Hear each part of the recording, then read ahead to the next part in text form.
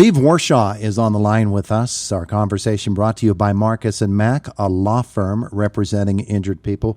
This is going to be so hard to set up this interview, Steve. My goodness. I was going to ask you, does your sponsor also take care of Americans that were defrauded in Russia? We need to discuss that. You bet they will. You bet they will, Steve. Red Penguins, the name of the documentary that's coming out right off the bat. Let's tell people how they can watch this and when they're going to be able to watch it, and then we'll revisit that before we're done here this morning.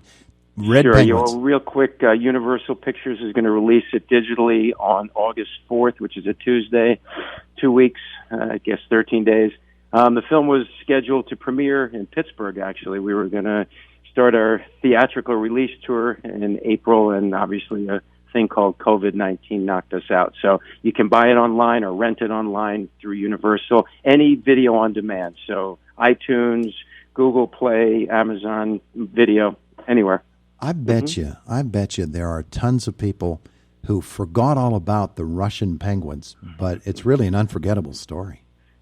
I wish I could forget about it. You do not. You had so much fun, didn't you? It was, as they say, it was fun while it lasted. But it was really a doomed joint venture from the get-go. We foolishly thought that the Cold War wouldn't affect us on the hockey rink. But there was a ton of anti-American sentiment when we arrived, and a lot more when we left. So it's gotten progressively worse, as you can see today. Yeah, absolutely. All right, so set us up. You're working for Howard Baldwin and the Penguins. Right. And they get involved in, somebody comes up with the idea, the great Soviet Union hockey team, the Russian team is, they're struggling financially, and they're not going to make it. Their players are coming to America already, and the Soviet Union's busted up now, and it's absolute chaos over there. And you decide as an organization, the Pittsburgh Penguins, going to ride to the rescue, and they're going to purchase the team. Right. It was a crazy idea, and the movie will prove that it was insane. But what happened was, the Army team, which is the famed Red Army hockey team that everyone refers to, it's the actual name of the team is Centralny Sportivny Klub Army, the Central Sports Club of the Army. So all the funding came from the government, just like you would have, West Point would be the home of the Army football team. Mm-hmm. If the government dried up all funds towards sports and everything, that team, the Navy, everything would fold. So we sort of waltzed in there with cash and some great marketing ideas to resurrect the team and to turn it back into the powerful club that it was, that produced McGillney, Fyodorov, Fetisov, Larionov, Makarov, McGillney, all the great players that had left to join the NHL. And, one of the famous quotes was from a press conference early on where the Russian media was very wary of us. And I had made the mistake of letting them know, hey, the oak trees might be in the NHL, but we got the acorns here in Moscow. And that's when I got a big mouth full of curses from the Russian media, which basically said, you can keep your acorns. We want our oak trees back. So they felt that, the NHL had really denuded their forest of stars, and they really didn't take to us at the beginning. I want to talk about your relationships with a couple of guys. First, Viktor Tikhonov, the very famous coach of the Red Army team, and then Valery Gushin. Right. Gushin is such a dynamic part of this documentary. Yeah, he's sort of like the modern day Rasputin. He can't be killed. He's this evil force that, for some reason, doesn't die. He's been in prison. He's had bouts of alcoholism. He's witnessed one of our players dead in their hotel room. He's suffered immeasurably. He's been in major car accidents, but for some reason this guy is going to outlive us all. And he was my nemesis in the film because he was my Russian partner handling the money, and that's when all the money started disappearing, and we knew we were in a dogfight. Yeah, it was. I think at one point you said we expected that you'd take about $100,000. You took $1 million. Right. I mean, the quote that I used to give to them, which didn't make much sense in Russian, some of the aphorisms that we use, but we use in the States. pigs get fat and hogs get slaughtered. And I told him, I said, we're expecting you to steal $100,000, $200,000 in a year, sort of like a retailer would look at shrinkage. And I said, but you took $1 million, and pigs get fat and hogs get slaughtered, and we're going to leave. But the Russians thought that the Americans would never leave. We'd never admit that we were defeated in Moscow and come home sad and defeated. But I told him, you're dead wrong.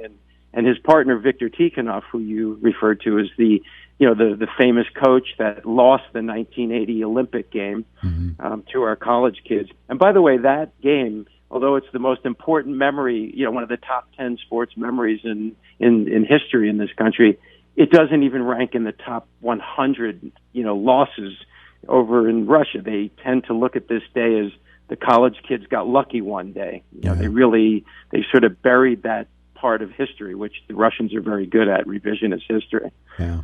They're really good at burying people too.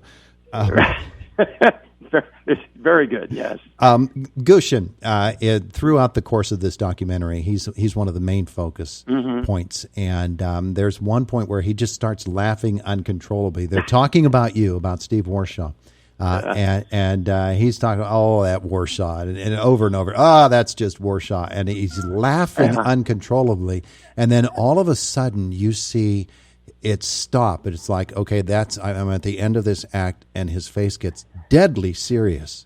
And boy, that was a moment.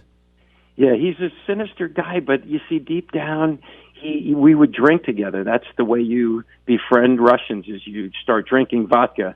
That's the way they rate you. How much vodka can you drink? And luckily, I was only 35 at the time. I couldn't do that today. But I remember many times with Gushin, drunk, and he was hugging me, and I said to him, why is it that you're such a pleasant drunk, but you're such an awful sober guy? And I said, and why is it that you can't let me into your inner circle? And he told me many times, he said, look, you're an American. We were raised as young pioneers, which is like their Boy Scouts over there, to distrust and hate Americans. I married a Ukrainian who used to sing these fight songs, these propaganda songs about how terrible America was and how great the Soviet Union was, that their pigs are bigger and their tomatoes are bigger and everything is better in the Soviet Union. So, yeah, culturally it was a real shock for all of us, and they never really accepted us Americans. And that's the tragedy of the documentaries, that if Pittsburgh had been successful at creating this joint venture with the Red Army, the Soviet wings were ready to go with the Detroit Red Wings. And Montreal and Quebec were looking at affiliations with the Russian Super League teams. And that was the goal, was to have the NHL aligned with all of these teams and to create a real sort of World Series down the road, between what became the KHL and the NHL. Didn't happen. Steve Warshaw, the Red Penguins. Red Penguins is the name of the documentary that's coming out. All right, I want to talk about the Russian mafia and their influence in all of this. There are a couple of people involved in this documentary who become interview subjects as well. And there's one point where the one man says, they point out that all of these guys are dying. Lost players, lost broadcasters, lost coaches that were murdered. And he says, so what? A lot of guys died. It's Russia. Right. A lot of people die in Russia. Yeah, there's this real cavalier attitude towards death, and I remember seeing it firsthand. I remember walking home very late at night from a bar, and it was in the middle of the winter, and I saw a guy lying on the sidewalk in a snowbank, just sleeping, and my friend of mine who's Russian said he'll be dead in the morning. And alcoholism has been a big problem in the country, and many men, the average lifespan for a Russian man is like 59 years old. It's very short life expectancy. As a matter of fact, they don't even wear seatbelts. They don't care. They have this cavalier attitude towards death. So when our team photographer died, and Alexander Osachi, who was a San Jose Sharks draft pick, was found dead, and then the commissioner of the Russian Super League, Valentin Sich, was gunned down, and then tragically our assistant coach, Vladimir Bogic, his wife watched him get 5 bullets in her head right outside the arena when he went out to play tennis. the mafia made a mistake. They were supposed to kill another tennis player, but they killed our coach. This is how it is in Russia. They don't care. Terrible. Yeah. The team came to America, the tour of America. These are just young guys. It's their first look at what American society is all about, and that just got out of control really quickly, didn't it? Yeah, well, think about it. The Canadians and the NHL hated when the Russians started pouring into the NHL. They were taking their jobs. I mean, this is a simple, economic equation here. Russians come in, that's 75 less jobs for Americans and Canadians in the NHL. And so, yeah, it was really a very, very difficult time, and we were never trusted. And they always thought, if you took players, what's next? What are you going to take from us next? You're going to take our coaches. What are you going to? And believe me, they have incredible training techniques, and they play on bigger ice. That's why when the Russians came, it was so exciting for the National Hockey League. And right in Pittsburgh, you got one of the best in Malkin playing with Crosby, and obviously you can go down the list of great Russians. But yeah, for us, it was really just a shock.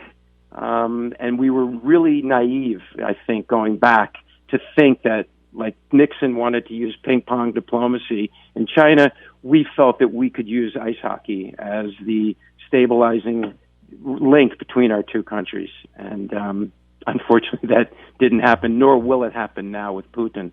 Nothing will happen good with America as long as Putin is running the show. It's an amazing documentary. It's called Red Penguins. If the 2020 version of Steve Warshaw is talking to the 1990s version, what's he telling him that his life is like now because of what he did back then? Well, I always joke, I wish I didn't go to Russia. I wish I had gone to Milan, Italy, or Rome and created a joint venture with a hockey team in a nice country with nice people, nice food, nice weather. This was really great, though. As a young man, it gave me the opportunity. I studied cultural anthropology at Syracuse, and it really gave me the chance to see how other people see the world. And that's why I love living in Pittsburgh. My jobs have been in minor league sports. I've lived in 7 states: Montana, Illinois, Ohio, Pennsylvania, Rhode Island, Massachusetts, New York. So I get to see it's very nice to see the rest of the country. Us New Yorkers are pretty geocentric, and so for me, I had to shed all of those bad qualities of New Yorkers. So it really, I think, looking back on my experience, it really enlightened me on the rest of the world and how people think, because I think this country and this world will never get along until we understand how the other side thinks. And that's really the secret to life, is learning from mistakes, and we learned. And so one thing I learned is never go back to Russia. We don't have time to get into it very much, but it did not end well for Howard Baldwin in Pittsburgh and his ownership group with the Penguins. But he comes off in this documentary as just a really neat guy, a fun guy to know. He's a big ideas guy, but that went south, and so did Hartford, and now so did Moscow. But he's got a couple Stanley Cup rings, and he's got an Academy Award for Ray. So he's got a nice CV. But yeah, unfortunately, Russia was not one of the shining stars. All right, Steve. One more time. Red Penguin. It's going to debut when? August 4th, Universal Pictures. You can Google it. They're taking pre-orders now. And enjoy. It's 80 minutes of mayhem and skullduggery. Steve, come back and visit with us again, won't you? I'd love to. Enjoy it. Terrific. Take care, man. Have a great day. Bye-bye. It is the voice of Indiana County, WCCS 101.1 FM and AM 1160 and AM 1160 and